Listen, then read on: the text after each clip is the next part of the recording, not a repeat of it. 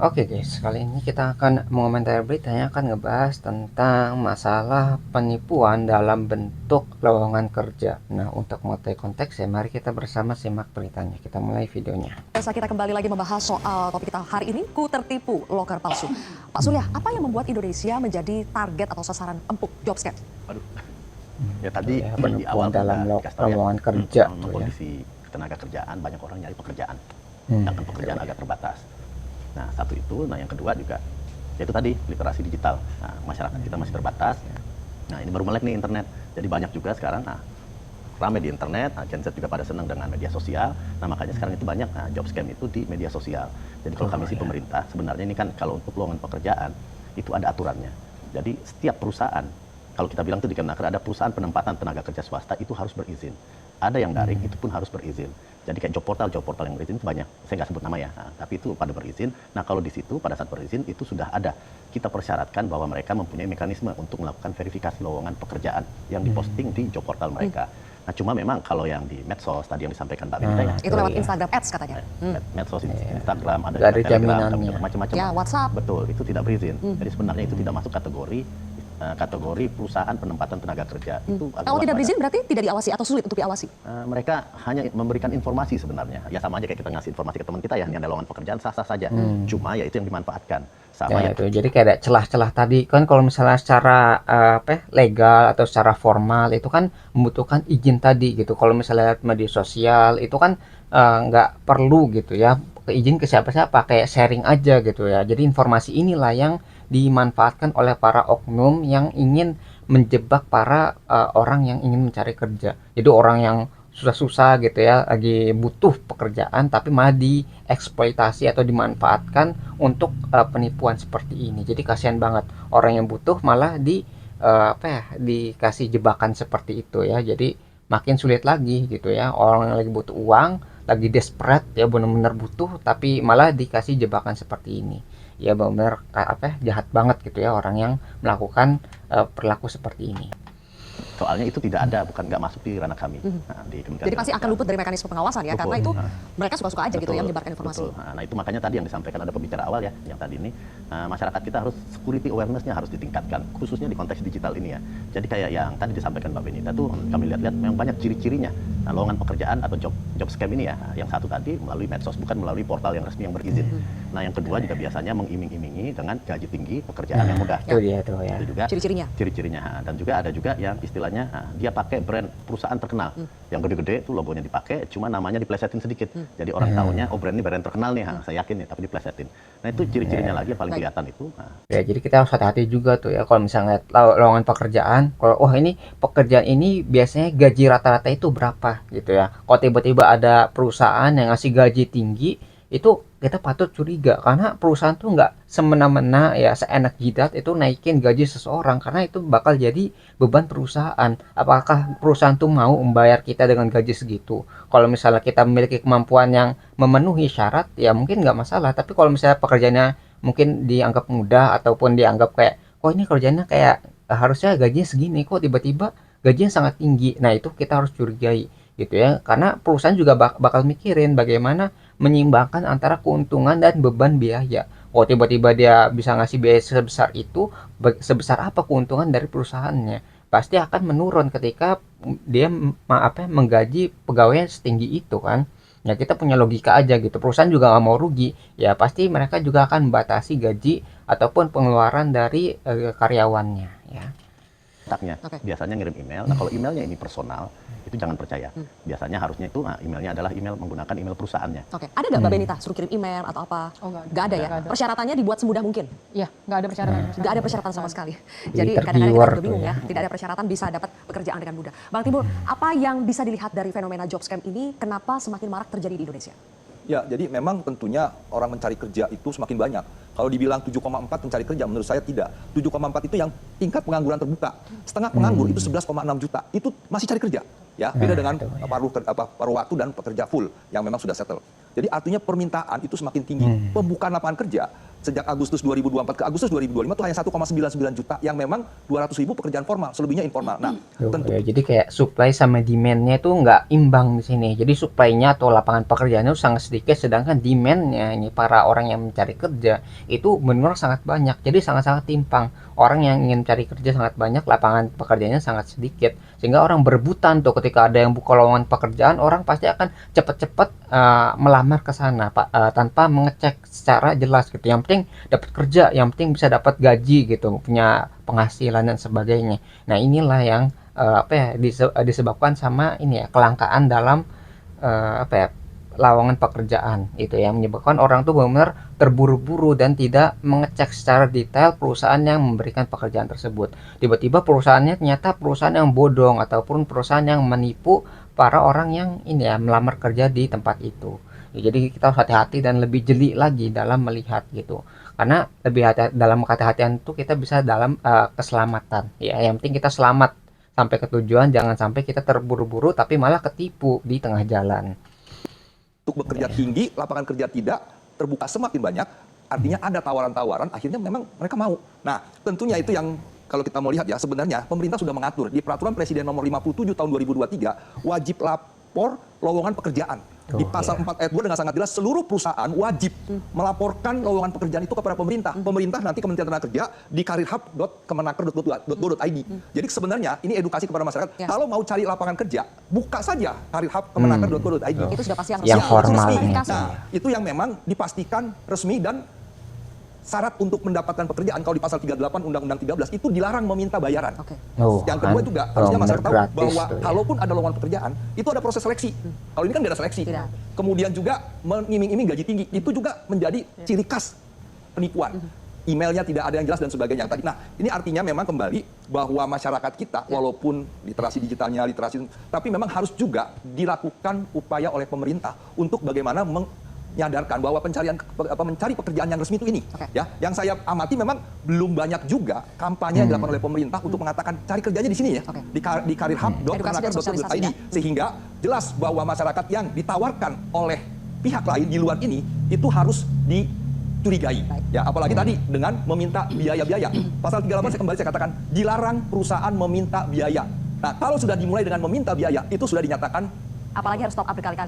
penipuan itu. Baik. Uni Irma terlepas dari Ya kan pemerintah tuh kayak terpusat itu kan tadi tempat pendaftarannya karena lebih mudah untuk diawasi gitu. Kalau misalnya semua perusahaan tuh di satu tempat gitu ya, pemerintah bisa ngecek, oh ini perusahaannya benar nih, oh persyaratannya udah tepat dan sebagainya. Itu daripada dengan melalui media sosial. Kalaupun ada yang melalui media sosial, kita harus berhati-hati gitu kan. Mungkin kita harus ngecek dulu, oh ini benar nggak nih ada perusahaannya, atau memang membuka lapangan pekerjaan. Kalau misalnya tadi kan minta bayaran, terus gajinya tinggi, persyaratannya nggak ada seleksi dan sebagainya, itu benar-benar harus dicurigai. Ya benar-benar kayak ada tanda-tandanya nih, dan itulah yang harus kita pahami bahwa tidak mudah untuk mencari pekerjaan, dan dari perusahaan juga nggak mudah untuk menerima para pekerja yang baru masuk. Pasti seleksi itu ada untuk menentukan individu yang masuk ke perusahaan tersebut itu adalah individu yang berkualitas gitu ya. Jadi dari perusahaannya juga kita harus mikir, oh perusahaan itu juga pasti mau nyari orang yang berkualitas, nggak mungkin orang bayar langsung masuk gitu ya. Jadi orang yang memiliki kemampuan atau tidak memiliki kompetensi tiba-tiba bisa masuk itu pasti sangat sulit sekali, kecuali kalau misalnya punya koneksi dari orang dalam ya, itu beda lagi ceritanya. Tapi secara formal itu ada peraturannya lah yang mengatur perusahaan untuk merekrut karyawan yang baru ya. dalam kuota jumlah pekerjaan yang tersedia saat ini. Tapi yang namanya job scan ini kan pasti mereka melihat ada celah, ada sistem yang membuka celah di situ, ada pengawasan yang kurang di situ. Apa yang bisa kita perbaiki dari pengawasan dan juga sistem atau celah hukumnya? Ya saya kira Gimana itu? Kementerian Tenaga Kerja harus juga berkomunikasi dengan Menkomdiki. Kan banyak juga seperti yang dialami Mbak Benita tadi kan. Ini banyak sekali sponsor-sponsor ya, kemudian job scare, kemudian macam-macam tawaran kerja yang ada di medsos itu berhamburan di media sosial. Dan seperti kita tahu, Timbul bilang tadi bahwa memang literasi digital masyarakat kita ini masih, mohon maaf ya, masih sangat-sangat minim gitu. Jadi mau kita apain gitu ya, mau kita kasih informasi seperti apa gitu ya, itu sulit juga. Kenapa? Karena mereka butuh pekerjaan cepat ya. Butuh lowongan pekerjaan yang bisa bekerja dengan cepat. Belum lagi sekarang ada AI. ya sehingga penipuan itu lebih sempurna lagi. Nah. Bahkan ada orang yang menawarkan pekerjaan secara terbuka gitu ya, dia seolah-olah berdiri di depan perusahaannya, Oh, di kayak meja gambar-gambar. manajer gitu, seolah-olah benar-benar manajer dengan pakaian resmi, kan siapa yang nggak tertarik? Orang pasti bilang, oh ini benar. Nah yang begini-begini ini harusnya Tertipu, Kemenaker berkoordinasi dengan Menkomdigi ya untuk bisa meminimalisir ya seminimal-minimalnya Ya. agar tidak ada lagi masyarakat kita yang memang minim literasi digital ini tertipu. Kan itu yang harus dilakukan. Karena tidak semuanya itu menjadi Ya. ranah Kemenaker ya. Karena masalah kita ini adalah ego sektoral, nggak ada yang mau berkomunikasi. Permasalahan kita nggak bisa diselesaikan sendiri oleh satu kementerian, Ya. harus bersama-sama. Kan ada kait mengkait nih semua. Makanya saya selalu terus terang saya sering ngobrol sama Bu Menteri. Saya kalau ada apa-apa selalu saya forward ke Bu Menteri, Bu Menteri Menkomdigi, Mutia. Saya kasih selalu, Mut ini begini, ini ada begini, ini ada bisa selalu. Oke. Nah ini kan yang harusnya dikomunikasikan antara Kemenaker dengan Menkomdigi. Oke. Karena penipuan digital ini luar biasa sekali. Jadi pemerintah juga harus bertanggung jawab. Siapa yang tadi saya ditanya, siapa yang bertanggung jawab terhadap penipuan lowongan pekerjaan ini? Yang pertama tentu diri sendiri. Diri sendiri. Hati-hati Ya. ya, Betul, ya. hati-hati. Kemudian harus juga punya pengetahuan yang cukup ya terkait dengan apa yang akan kita capai, yang kita cari. Yang kedua, Kementerian Tenaga Kerja sudah tahu lowongan pekerjaan sempit, harusnya lebih hati-hati lagi, harusnya lebih masif lagi memberikan informasi kepada masyarakat. Gitu. Ini kan tipis sekali, sedikit sekali informasi yang tersampaikan ke masyarakat, apalagi ke daerah. Bahkan masyarakat di daerah, di Sylvia, nggak tahu loh kemana mereka harus mendapatkan informasi lowongan pekerjaan. Website yang tadi disebutin Bang Timbul, Ya, sepertinya mereka belum tahu. banyak yang tahu ya. Kan Oke. celaka kalau ini Baik. terus-terusan terjadi. Saya kembalikan ke Pak Surya kalau begitu soal Gitu. Jadi kayak dari sistemnya atau dari pemerintahnya itu ngasih sesuatu juga, misalnya kayak tadi bekerja sama antar sektor gitu, sehingga lebih terorganisir dan lebih mudah untuk berkomunikasi atau menangkap orang-orang yang melakukan penipuan dan memberikan peringatan kepada para pelamar kerja untuk lebih berhati-hati lagi. Nah, dari pelamar kerjanya juga harus bertanggung jawab atas dirinya masing-masing. Karena kan sehebat apapun pemerintah, ketika diri kita itu nggak mau baca, nggak mau nggak mau ngecek sendiri, ya kita akan tertipu gitu ya dengan tipuan-tipuan yang tersebar di media sosial misalnya. Ya, jadi semua pihak ini memiliki tanggung jawab masing-masing ya, dari pemerintahnya ada gitu, dari diri sendirinya atau dari pelamar kerjanya itu juga ada gitu. Jadi kita nggak bisa lepas tangan gitu ya, nggak bisa disuapin terus sama pemerintah, tapi kita harus mandiri juga untuk mengecek apakah ini benar lowongan pekerjaan atau bukan. Dan tadi ya, karena udah disediakan juga kan tadi tempat untuk mencari kerja yang formal, yang legal, itu kita kesana aja gitu ya. Jadi lebih mudah untuk agar tidak tertipu lah gitu ya, tentang masalah loker-loker yang menjebak seperti ini. literasi yang diberikan kepada masyarakat, sudah sejauh mana Kemenaker melakukan itu? Baik Mbak Sylvia. Jadi pertama terkait dengan job portal dulu ya, atau penyampaian loker online.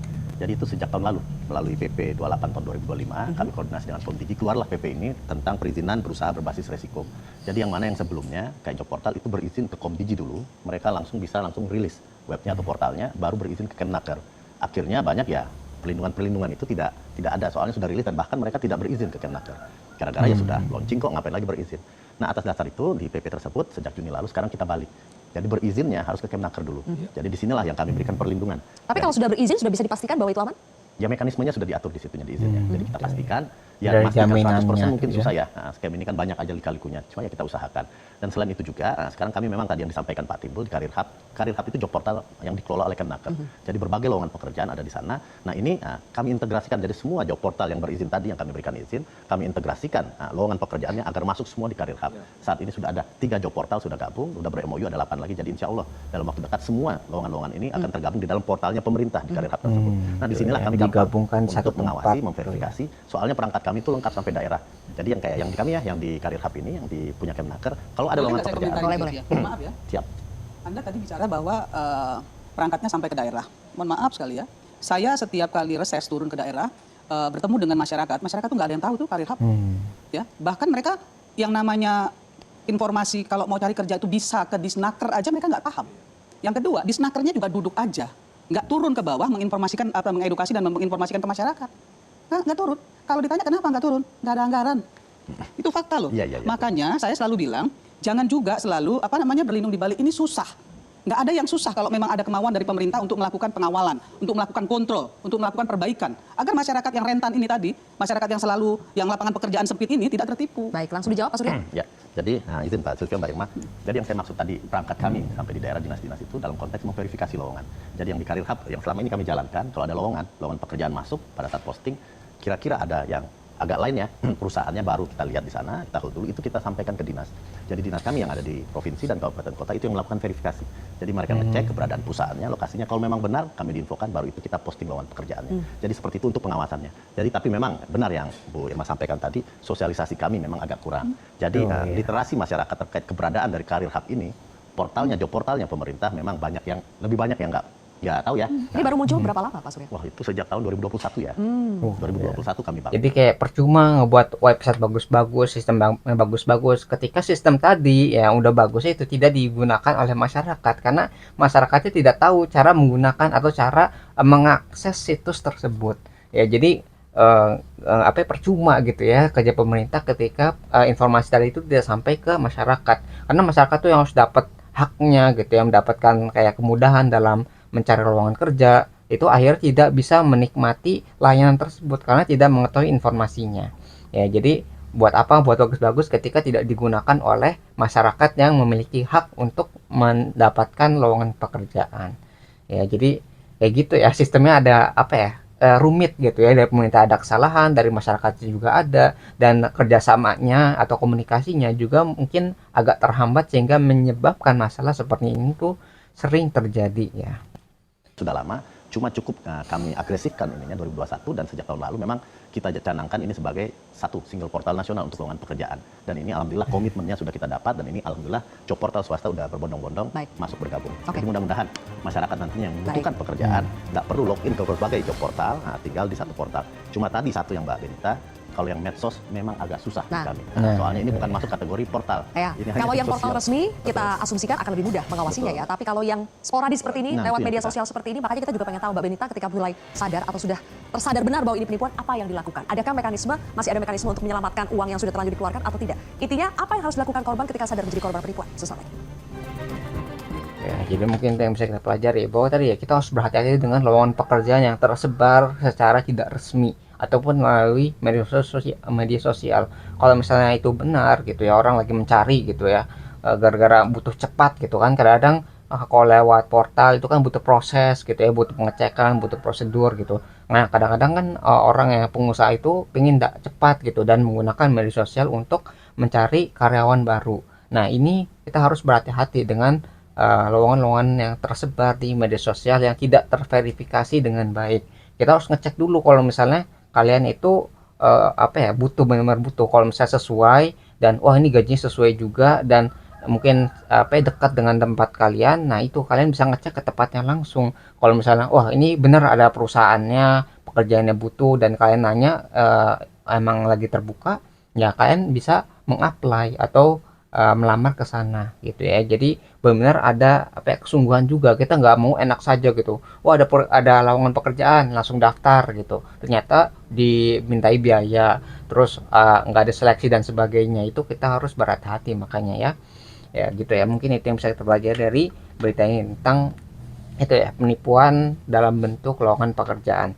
Nah, mungkin kalau kalian tertarik dengan sumber beritanya, link sudah saya cantumkan di deskripsi video. Mungkin sekian yang bisa saya sampaikan. Semoga video bisa bermanfaat, kurang lebihnya mohon maaf. Kita ketemu lagi di pembahasan selanjutnya, insyaallah.